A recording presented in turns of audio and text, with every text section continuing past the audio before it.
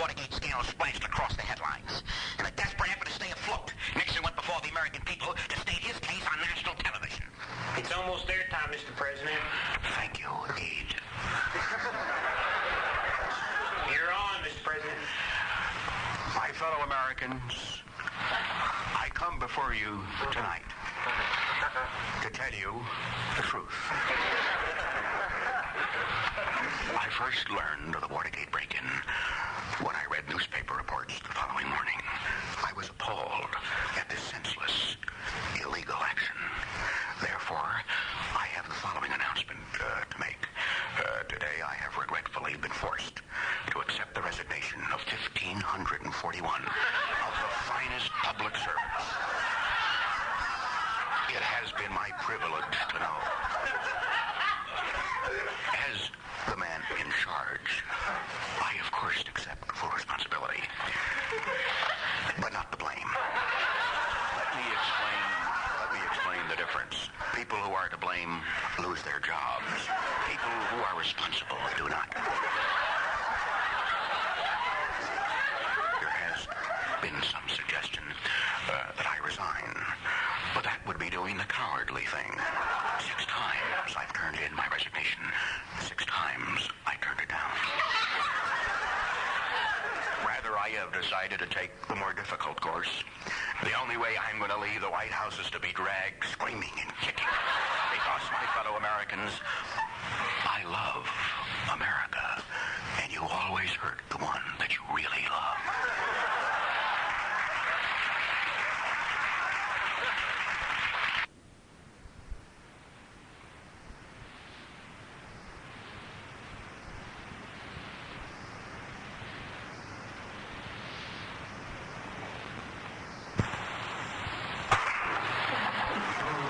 Take a letter.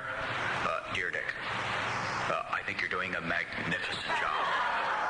Your public appearances are quite exciting. You are what I would call an activist president. Now read that back and give it some feeling.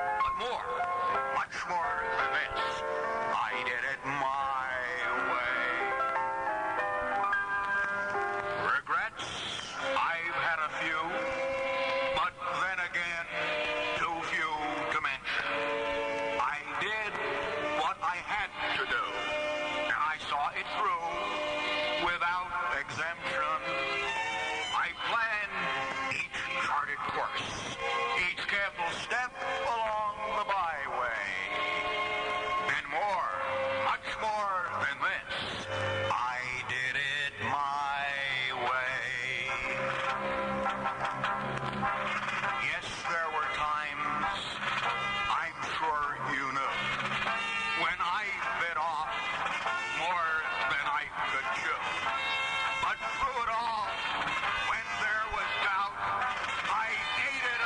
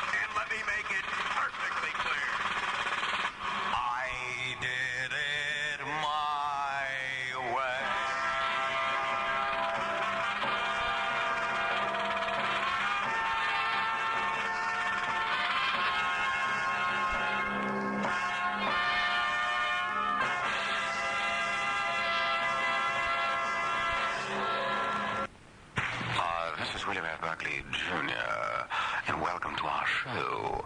Our guest tonight is the Honorable Spiro T. Agnew. Mr. Vice President, if through some quirk of history, Rich Nixon felt compelled to resign, that would make Spiro T. Agnew the President of the United States. Have you prepared yourself for that eventuality? Mr. Nixon's only mistake was putting too much faith in some overzealous White House aides. I believe in Richard Milhouse Nixon, and I think the country does too. Oh, boy, just think of it. President That'll show all those guys back in high school who used to tease me with Spiro is a zero. With an ain't like that, he must be a queero.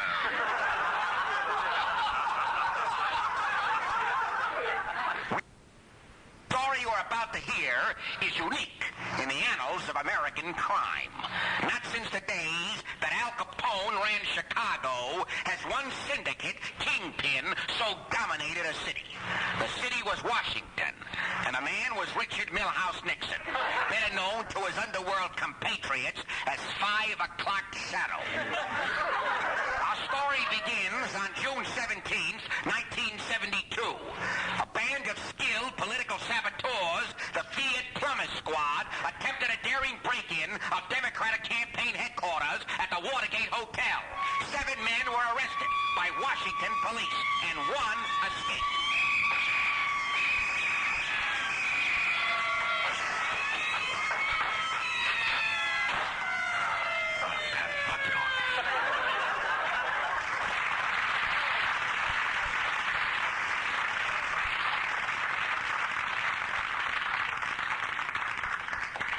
Our story begins in a little California town in the year 1913. A lone star shines brightly overhead. A child enters the world. Well, Mr. Nixon, it's a fine, healthy boy. Oh, thank you, Doctor. Only one thing was remarkable.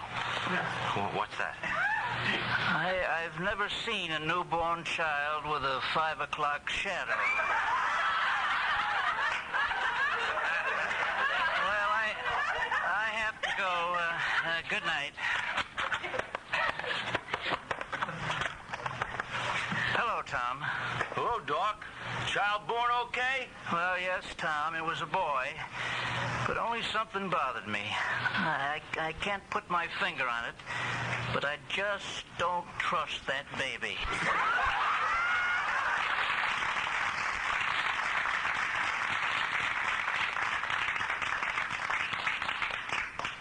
Hearings by Senator Sam Ervin's committee kept fresh disclosures on the Watergate scandal coming daily. And one giant question mark hung over the country. Would Nixon be indicted by the feds?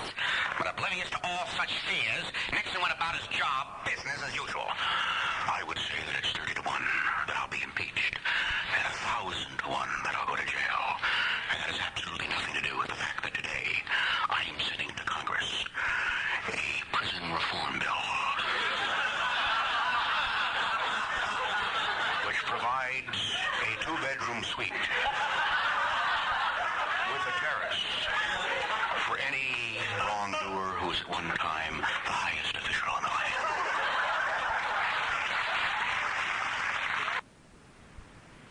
Mr. Cronkite, Mr. Brinkley, it's almost 7 o'clock. You know what that means. Bedtime at the old reporter's home. Can't we stay up for the nightly news? This is Walter Cronkite, and I say screw the nightly news. I don't want to see that little turd, Dan Rather, sitting in my chair. I still belong there. I'm better than he ever was or ever will be. I never should have left CBS. They shoved me out on the street. Those ungrateful twits, I'll never forgive them as long as I live. And that's the way it is.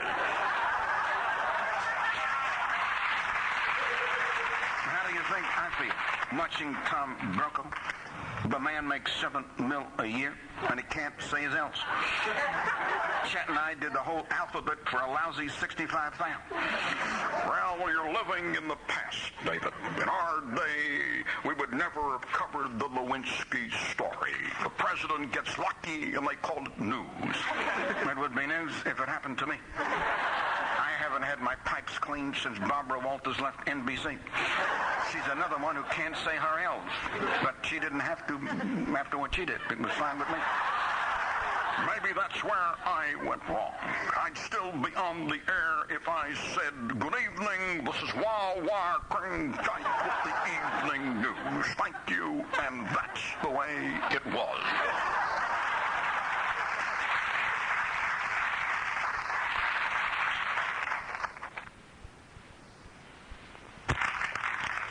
Hello, I'm Richard Nixon.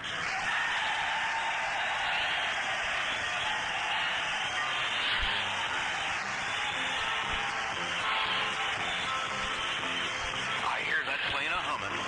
It must be Air Force One. Sounds like Sparrow laughing. Having fun. But I'm stuck in Folsom Prison. I don't know why I came, but that plane keeps a-going on down to Key Biscayne. When I was just a baby, my mama told me, Dick, always be a good boy. Don't mess with politics. But I won my first election back in nursery school. And from that day on, I was breaking all the rules.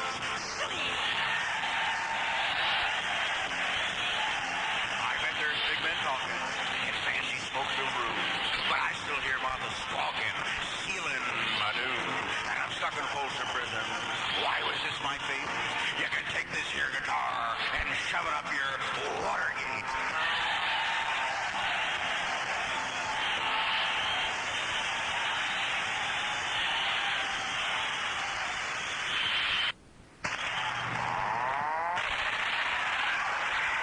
Feeling trapped and desperate between on all sides, Nixon attempted a daring and ingenious escape by whittling a gun into a bar of soap. But he was cornered in the prison yard by the water.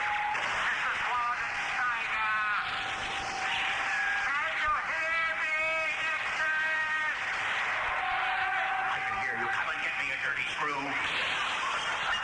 Oh, Nixon, this was a mistake you made. Warden, yada yada, Warden, yada. Nixon, yada yada yourself. This is your last chance. I'll never give up. I'll never give up. I want to escape with honor. Warden, I'd be pleased to punch him down there and shoot him.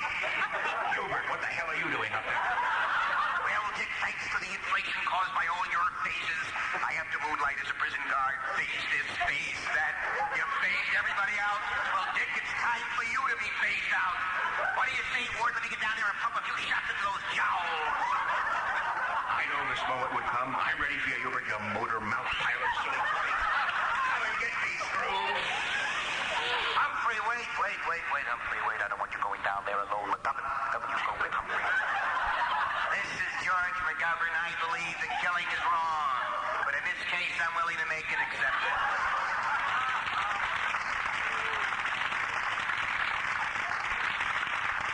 Wait! Richard, this is Chaplain Billy Graham. Before any bloodshed, and I would not like to see any bloodshed. Bloodshed turns me off. Richard, this is the chaplain speaking. Come and get me, screw. Richard, the chaplain, you idiot. Richard, give up. You escape. You'll just be running all your life, Richard. It's so good, chaplain. I already have been running all my life. Well, Dick, we've all been waiting for this a long time. Okay, men, ready, aim, fire! It's a terrible mistake. I knew nothing about the planning of this escape. Hold your fire. I was carried out here piggyback. I was pushed out of my cell and carried out piggyback by the other inmates. While I was taking a nap. These hostages were planted on top of me. But I'll get to the bottom of this escape, no matter whose cell the investigation may lead to. There'll be no whitewash in Folsom, because I love this prison.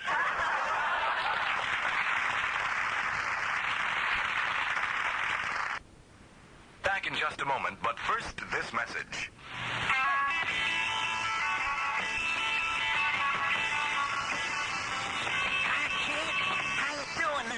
Remember the great sounds of the 50s and the 60s? We're never going to forget that. Remember this one? This is my last press conference. You're not going to have Dick Nixon to kick around anymore. And remember this one? My wife, Pat, is a respectable Republican cloth coat. And we're going to keep checkers. I don't care what they say. That was over 20 years ago. Hard to believe, isn't it? Well, now I got for you a special offer on his great double album set, Dick Nixon's Solid Gold. Solid, man, solid. You can have a collection of all his greatest hit speeches. Now listen, the speeches you listened to when you were kids, the speeches you laughed to, the speeches you cried to, and the speeches you threw up to. Remember this one? My fellow Americans, I come before you tonight to announce that I am ordering ground troops into Cambodia. Remember the campus riots that followed that one? Now, yes, now you're going to get that speech in a minute more. This double record set is not available in any store. Order now, and you'll also receive for no additional charge another album classic of such political hits as... When I returned, Mary Jo and the car were gone. Yes, that was Ted Kennedy's Captain Critic speech. We're never going to forget that one. And on the same album, you're going to get Ed Musket crying in New Hampshire. And Hubert Humphrey's 10 greatest concession speeches. Speeches like this one. I could see. And this one. I could see. And of course, I could see. and the unforgettable one. I do could see. And included with every album, a map of Indochina and a pointer. Now just think of the hours of fun you're going to have listening to those speeches and pointing to different places on the map, like Saigon, Da Nang, and My Lai. So brush back your ponytails, slick down your VAs, and stay cool, Jules. All of this great double album set now, and you'll have it made in the shade. Get your copy of Dick Nixon's Solid Gold. Send your check or money order for $5.95 to the Richard Nixon Defense Fund. P.O. Box 42, San Quentin, California. And now back to our regularly scheduled program. The election safely won. It looked like the lid would stay on the Watergate caper. But then members of the Nixon mob threatened to blow the whistle to a Washington grand jury. Nixon needed help. On a dreary day morning, the presidential limousine arrived at a fortress-like family compound on Long Island, where a secret meeting took place.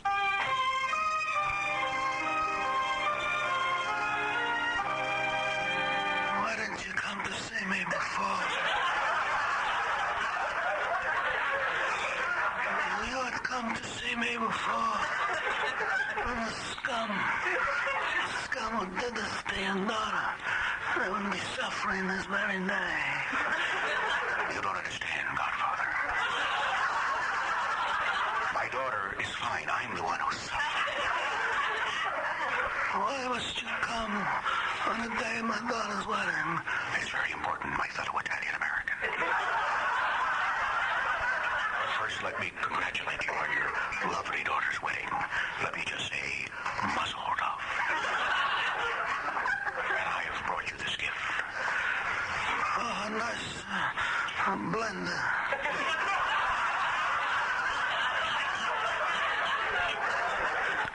Look, serve Mr. Nixon some wine. Yes, Godfather. Look, how many times have I told you it's not the way to open wine? Man is an animal. Now tell me, why didn't you want to be my friend before? Why didn't you ever... I was just saying to Pat the other day, we don't get to see enough of the Corleones anymore. My friend, the stool pigeons in your organization must be silenced. If you leave thanks to me and my friends, then John Dean III will very quickly become John Dean the Last. Why do you come to see me? What service may I do for you? I have to get out of the Watergate mess quickly. So quickly you wouldn't believe it. Do you want justice? Not necessarily.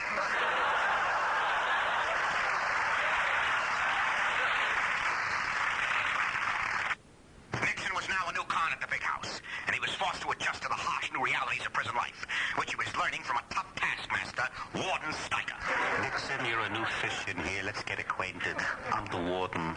Let me explain the rules to you here and now. Follow the rules, we'll get along. Break the rules, and I can make your life very, very unpleasant. Now, this prison, the state pays your keep, And I am your keeper. Do I make myself perfectly clear? The state gives you 3 meals a day and 1 bath a week, and that includes a shave. I need more than one shave. I need so many shaves you wouldn't believe it. I believe it. Look at your face. It looks like a dirty rag. Now, you're in prison now. The cushy days are over. Just forget about them. They're behind you. Join the other men in the yard while I get your prison cell assignment. And you better behave yourself. I'm telling you that.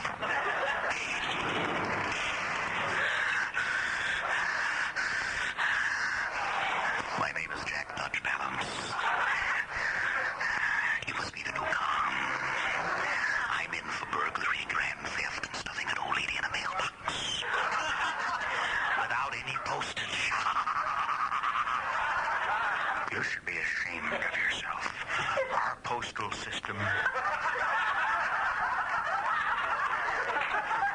Our postal system is greatly overworked. I have always said that. Why would you do a thing like that to an old lady? I just didn't like the way she was looking at me. The same as I don't like the way you're looking at me right now, with those shifty eyes. I've been in prison 20 years, and I have never seen in 20 years such shifty eyes.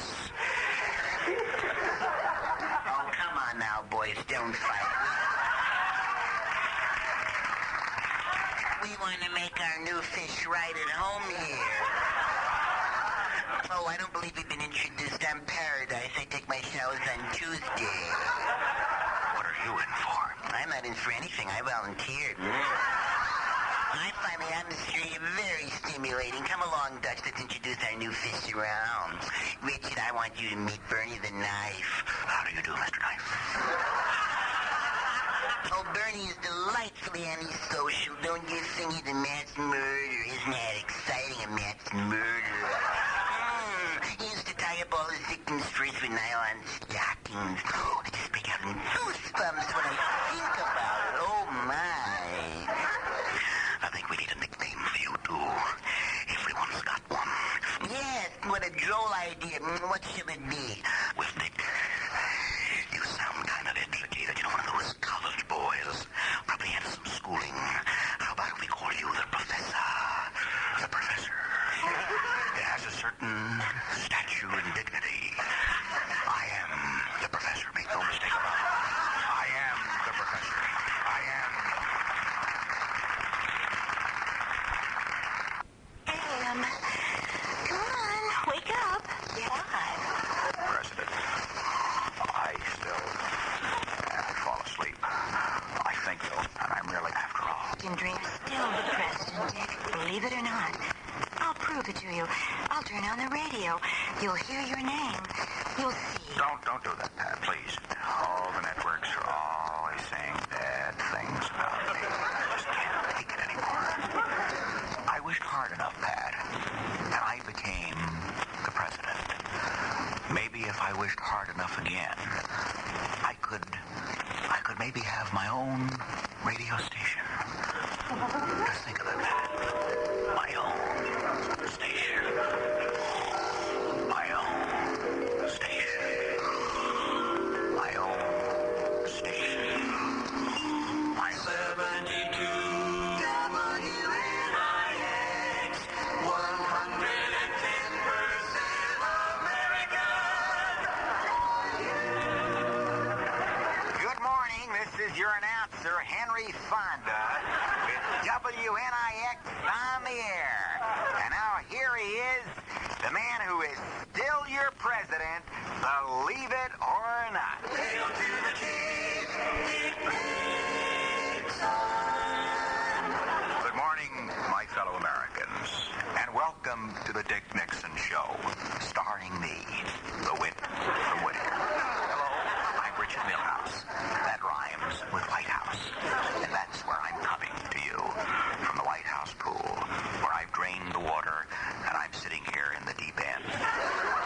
First, let's see what the headlines are. Nixon Nixon booed again. Well, let me say this about that. Boo, boo. I can boo-boo as well as anyone. I think it's time for the silent majority of this country to stand up and be counted. Sit down, Pat. Thank you, Tricia. And might I add, and of course I will add, because after all I am the president, might I add how neat you look in your three-piece swimsuit. Weather. It's me again with the weather. The climate in the country is not that good. I'll admit that. Something seems to be casting a shadow over the country. Oh, well, weather.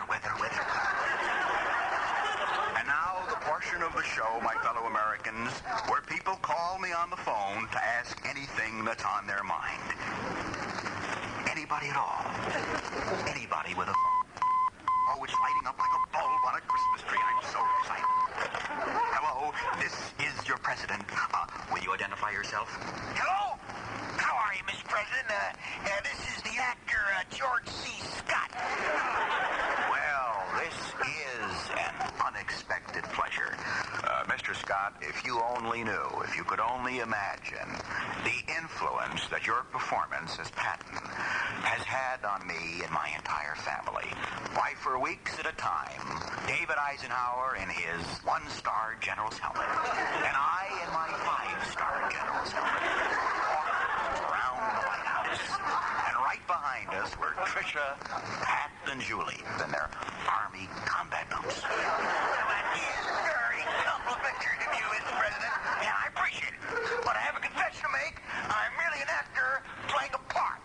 Do you mean to tell me, Mr. Scott, that all those battles, all those beautiful battles that Pat and I sat through holding hands were merely part of a movie made in Hollywood? That is disappointing. Mr. President, I just want to ask you one other thing, while I had you on the phone. Did you by any chance see any of my other movies, like, did you see Dr. Strangelove? No, I haven't seen Dr. Strangelove. Well, Mr. President, do yourself and everybody else a favor. Don't bother to see it. Well, that was fun. Trace that call. And now I will better yet, let's play our telephone game. That's where I surprise some American out there, and believe me, your president has plenty of surprises for you. I surprise them by calling them up and saying hello. What a thrill it's going to be for some American to speak to me, the president. I'll just dial any number in the phone book.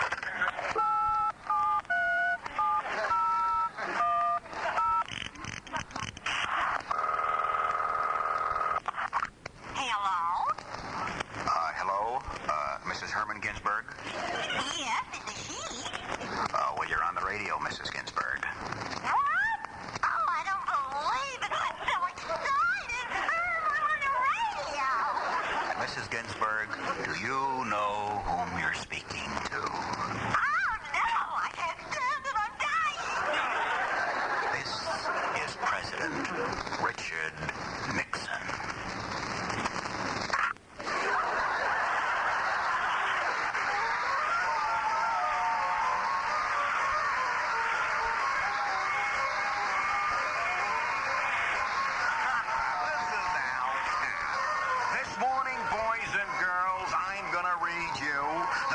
Installment of my new cartoon character, Lil Hard Hat. We last left Lil Hard Hat. He and his pals on the construction site were just breaking for lunch, and we see in the picture Lil Hard Hat dropping a steel beam from the 36th floor down on a procession of war protests. Kaplunk, Bazoom, Kerpow, say the war protesters in their typically poor grammar. And show you. Good shot, Lil Hard Hat. No wonder the president has called you to Washington to congratulate you on preserving the dignity of the American way. Hey, girlie, look up here. Show us your bazungi. See Lil Hard Hat in the office of the president. Now let me make one thing perfectly clear. And the president says, Lil Hard Hat, Anyone who respects the flag the way you do deserves a special honor, and I'm going to honor you. This Tuesday night, you are invited to join Pat and me for bowls. Tune in tomorrow at the same time, boys and girls, and of course, President-elect David Eisenhower, to hear the rest of this fantastic story. Mr. Camp, excuse me. Will you come with us, please? They're waiting. Get the jacket. Of course not. What are you talking about? Put down that net. No, I'm not through yet. I've got to go on. I've got to save America. You better come. Please. No, that's it. Please. I used to be a liberal. Believe me, I was. No,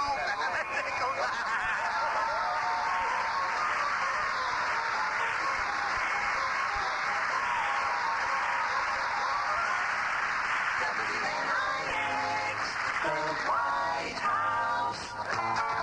Down on the farm.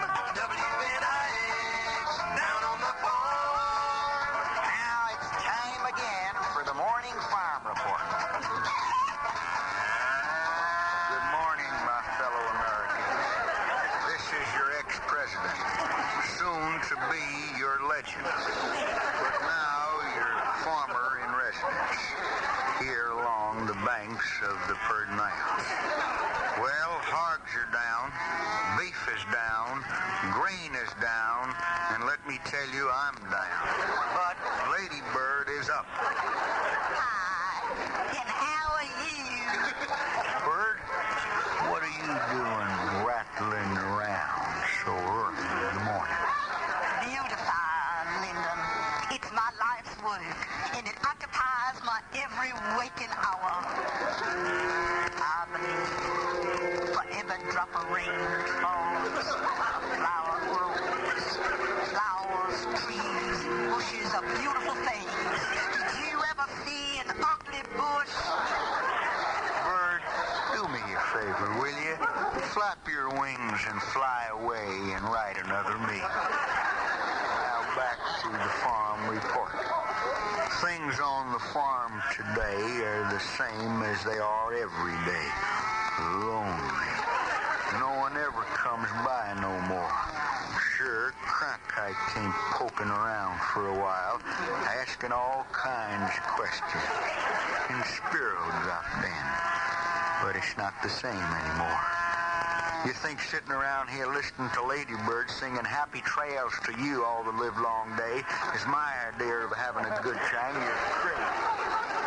They took my phones away. They're cutting me off from civilization, my fellow Americans. If there's anyone out there listening, do something, please. Well, farmers, thanks to government subsidies, this coming year's going to be a great one for not growing corn, barley, alfalfa, or any other stuff that comes out of the ground. Lyndon, we don't do nothing anymore. We just sit around here playing checkers. Cool it, Bird. Tune in tomorrow at the same time for the morning farm report. I'll be here. I'm always here. Tell you the truth, I ain't got nowhere to go no more. Until then, this is LBJ saying...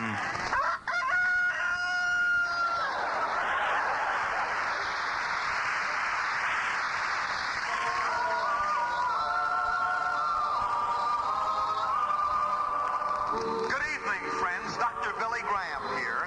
Let me step into your living rooms tonight and your parlors and talk to you for a moment about your soul and its salvation. Yes, I said unto you, the soul and its salvation. Now you may ask yourself, and rightly so, what is Dr. Billy Graham doing in my parlor talking to me about my soul and salvation? Hearken unto me, brothers and sisters, because I come unto you to talk not of your soul and salvation, but that of your automobile. Yes. I said unto you, your automobile. I stand before you now and tell you to use LTP oil treatment. Just wait, pop the cap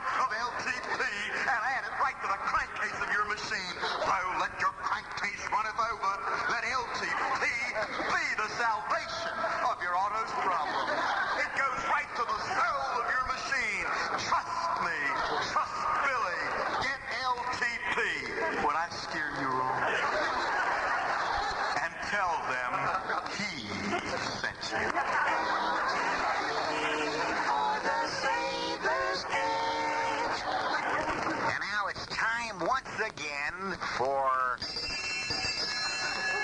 Face the Country. And your host for Face the Country, Davey Susskind.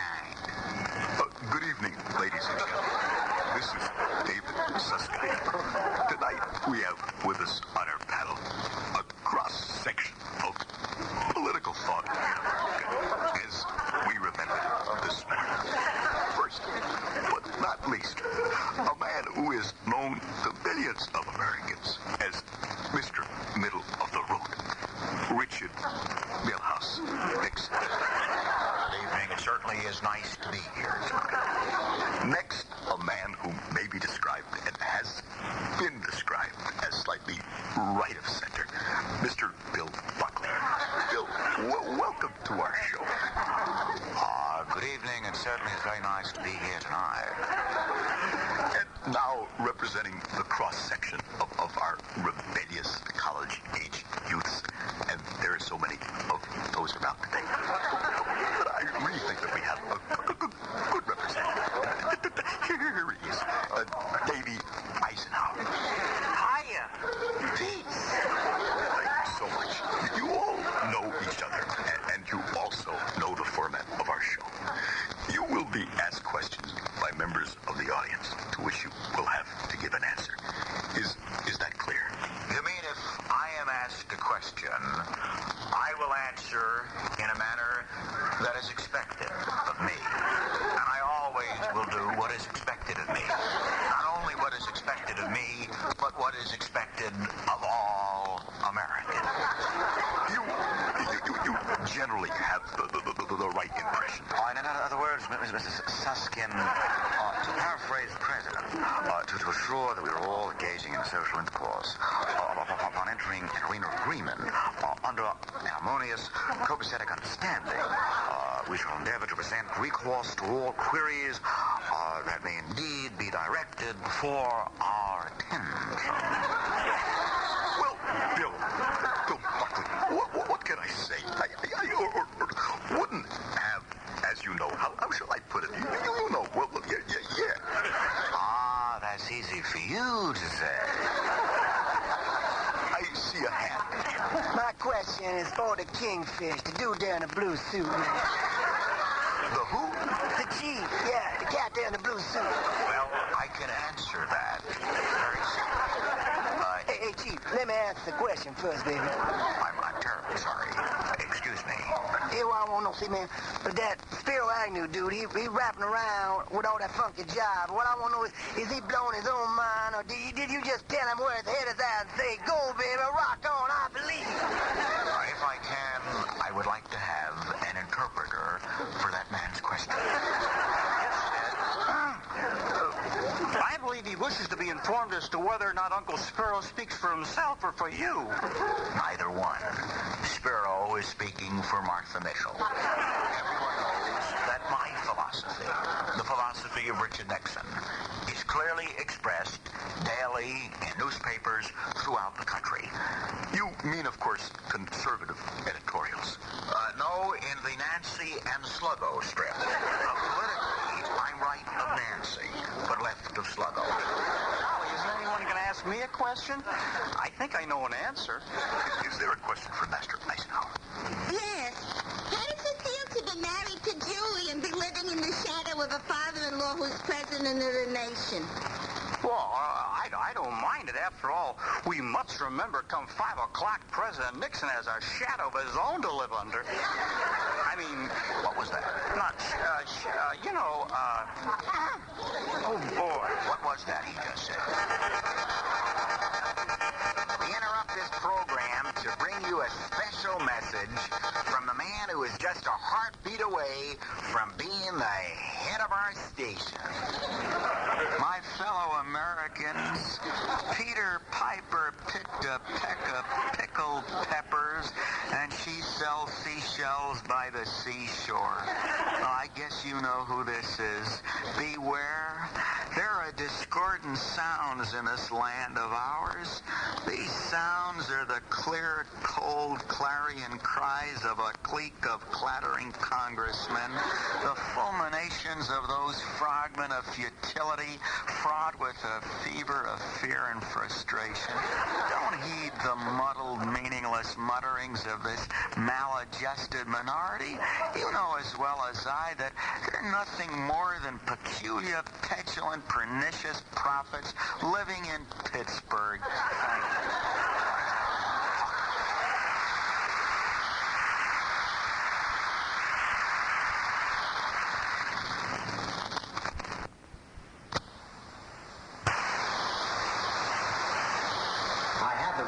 Operation Intercept, Mr. President. It's a huge success. Then you've stopped the flow of marijuana. Completely. Tourist traffic hasn't moved in days. The President of Mexico is threatening to break off diplomatic relations. Not only that, we seized 3 joints. Joints. Now, let me understand that. Now, what are joints? You gotta be kidding, sir. Jones, I never kid. I have a wonderful sense of humor, and I tell hilarious jokes, but I never kid. Now, what is a joint? Joint, sir, is a marijuana cigarette. I always thought they were called roofers.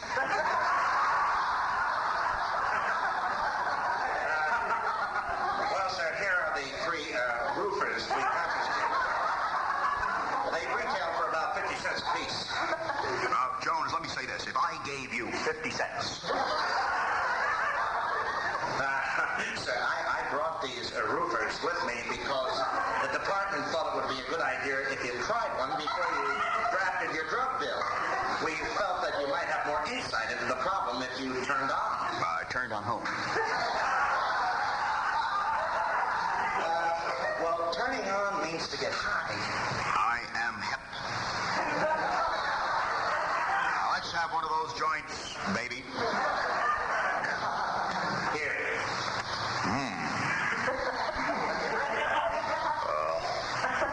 That's good. Sir, you're not supposed to eat it.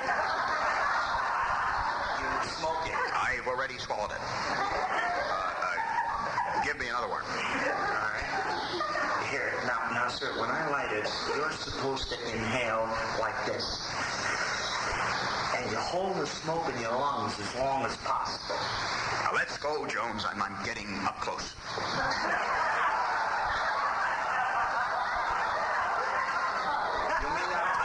Whatever. Come on. Light my fire.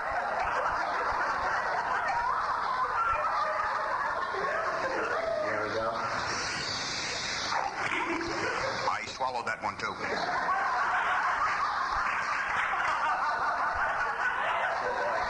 Here's another one, sir. It's already lit.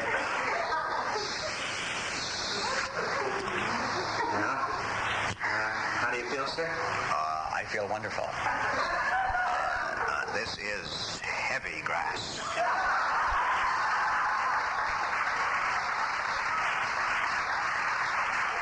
It must be Acapulco Gold.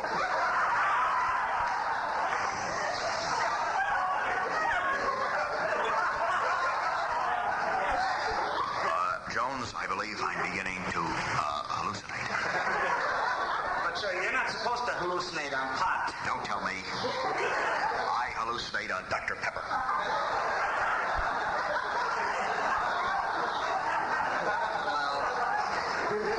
Well, tell me, sir, what do you see? Well, it's beautiful, Jones. I see spacious skies and fruited plains. Waves of grain.